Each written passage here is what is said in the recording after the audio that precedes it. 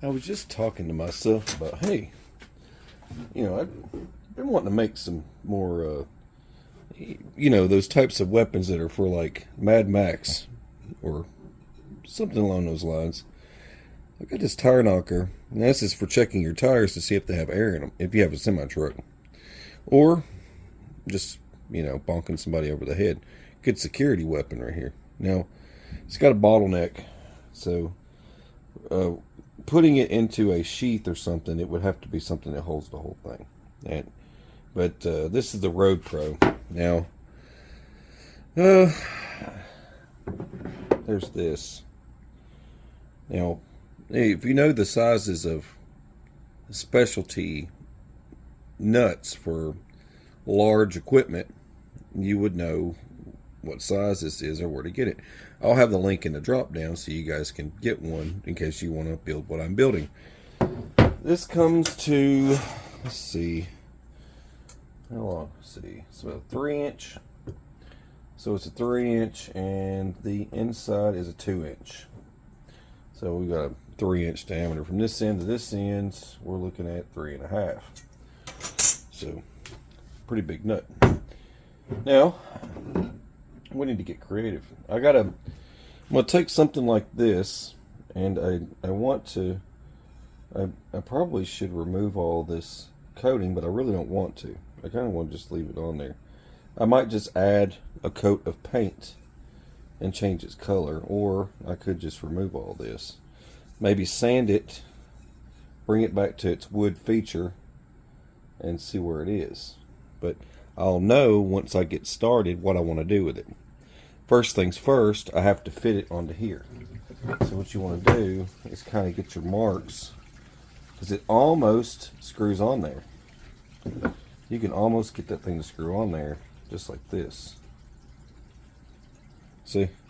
So I'm gonna kind of fiddle with this and see just how much how much work I'm gonna have to do to get this on here, and then figure out what I'm gonna do with its baseline. Easy on my life. I use one of these peg makers. So you make old classic furniture with these things. It makes a peg on the end of wood. It eats away at it quick, real quick. So it made a perfect groove, which is the right size for my nut. All right, I've got it sanded down. Got most of the red off except for these grooves here. I'm going to shoot that with some air and blow some of that out.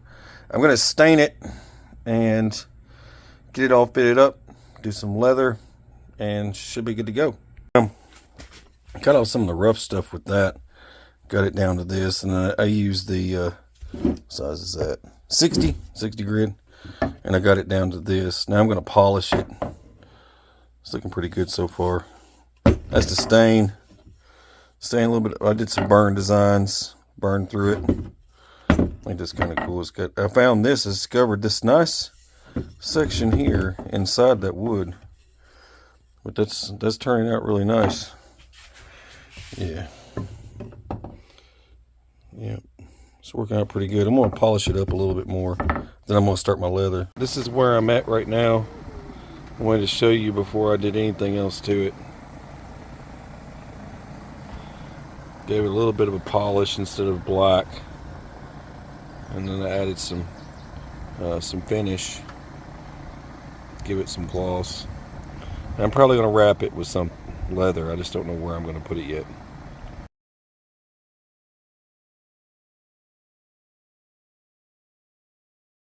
That's all I decided to do.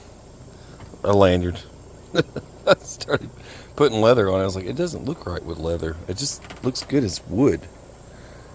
That's crazy how I cut that end off. I just sawed it off.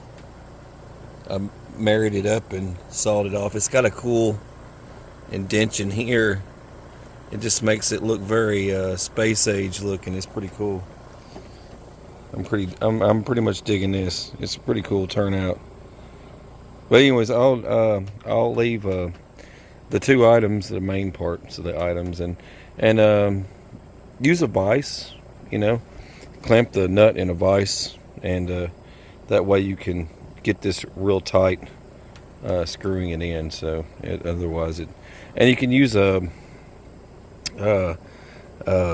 a belt wrench, like for changing oil, a strap wrench. You just put a strap around it and turn it. That's how I got it tight. So for any of you who needs to know that, that's pretty much it.